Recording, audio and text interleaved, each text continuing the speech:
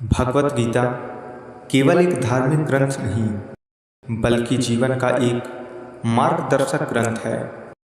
यह महाभारत के युद्ध भूमि में अर्जुन और श्री कृष्ण के संवाद के रूप में व्यक्त की गई एक दिव्य शिक्षा है, जो आज भी मानवता के लिए उतनी ही प्रासंगिक है जितनी सहस्त्रों वर्ष पूर्व थी। गीता हमें जीवन के प्रत्येक मोड़ पर सही निर्णय लेने, कर्तव्य का पालन करने और आत्मा की शुद्धता की ओर बढ़ने की प्रेरणा देती है।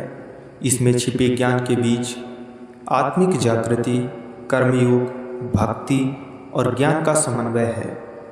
इस अध्याय में हमने युद्ध की शुरुआत से वर्णन किया है, तो चलिए शुरू करते हैं। धर्म क्षेत्रे कुरुक्षेत्रे समावेता युयुत्सवा मामकाः पांडवश्च किम कुर्वन्त संजय। यह श्लोक महाभारत के युद्ध के आरंभ में धृतराष्ट्र द्वारा संजय से पूछा गया प्रश्न है।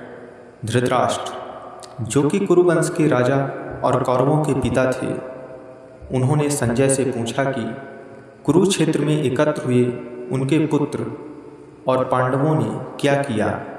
यहाँ धृतराष्ट्र धर्म क्षेत्रे और कुरुक्षेत्री शब्दों का प्रयोग कर रहे हैं, जो कि युद्ध के मैदान का वर्णन करते हैं। धर्म क्षेत्रे का अर्थ है धर्म का क्षेत्र, जो यह संकेत करता है कि यह युद्ध केवल सत्ता के लिए नहीं बल्कि धर्म और अधर्म के बीच की लड़ाई भी है। कुरुक्षेत्रे का अर्थ है कुरुओं का क्षेत्र, अर्थात कौरवों का क्षेत्र। धृतराष्ट्र की चिंता यह थी कि उनके पुत्र युद्ध में पांडवों के साथ क्या करेंगे, और उन्हें इस बात की उत्सुकता थी कि धर्म और अधर्म के इस युद्ध में उनके पुत्र कैसे व्यवहार करेंगे। संजय, जो कि दिव्य दृष्टि से संपन्न थे, धृतराष्ट्र को महाभारत युद्ध के घटनाक्रम का वर्णन करते हैं। इस श्लोक के माध्यम से गीता का प्रारंभ होता है, जिससे धर्म और अधर्म, न्याय और अन्याय के बीच संघर्ष की गूंज सुनाई देती है।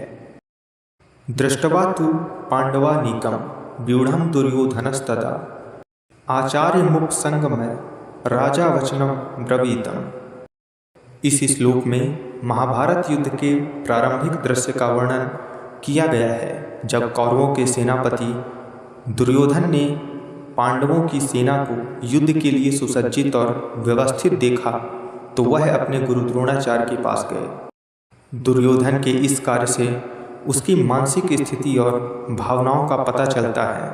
वह पांडवों की सेना को देखकर चिंतित और थोड़ा भयभीत था, क्योंकि उसे समझ आ रहा था कि यह युद्ध इतना आसान नहीं होगा।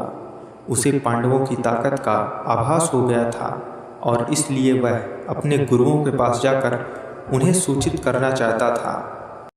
इस प्रकार यह श्लोक महाभारत के युद्ध के प्रारंभिक क्षणों में कौरवों की मानसिकता और दुर्योधन के भीतर चल रही भावनात्मक उथल पुथल को उजागर करता है। पश्यताम पांडुपुत्राणाम माचार्य महंती चमूवम व्यूढ़म द्रुपद पुत्रेण तब शिष्येण धीमता। इस श्लोक में दुर्योधन की चिंता और पांडवों की सेना के प्रति उसकी गंभीर स्पष्टता होती है।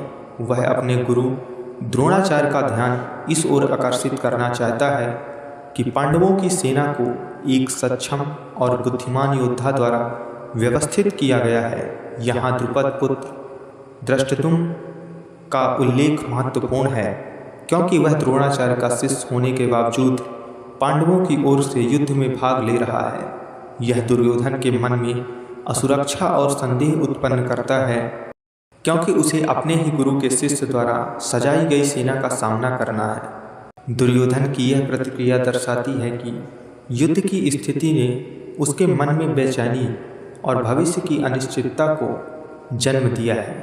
वह जानता है कि पांडवों की सेना में न केवल संख्या में बल है, बल्कि उनकी संरचना और नेतृत्व भी सामर्थ्य है। इस प्रकार यह श्लोक महाभारत युद्ध के प्रारंभिक मनोवैज्ञानिक तनाव को दर्शाता है, जहां दुर्योधन की चिंता और सावधानी स्पष्ट रूप से उभर कर सामने आती है। अत्र सूरा महेशवासा भीमार्जुन समायुद्धि युयुधानो विराटश्च द्रुपदश्च महारथः। इस श्लोक में धृतराष्ट्र के पुत्र दुर्योधन अपनी सेना का वर्णन करते हुए गुरु द्रोणाचार्य को सूचित करता है। वह कहता है कि उसकी सेना में भी अनेक शक्तिशाली योद्धा मौजूद हैं, जो युद्धभूमि में भीम और अर्जुन की तरह पराक्रमी हैं। दुर्योधन अपने आत्मविश्वास को दर्शाते हुए यह बताता है कि उसकी सेना भी उतनी ही सशक्त और तैयार है जितनी कि पांडवों की सेना। महेशवासा, इसका अर्थ है महान धनुर्धारी। यह विशेषण उन योद्धाओं के लिए प्रयोग किया गया है जो धनुष बाण चलाने में अत्यधिक निपुण हैं।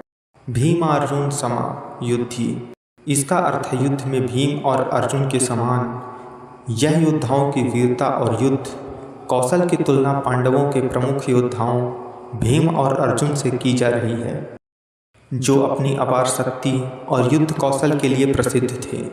विराट, मत्स्य देश के राजा और पांडवों के अज्ञातवास के समय उनके रक्षक विराट भी एक महत्वपूर्ण महारथी थे।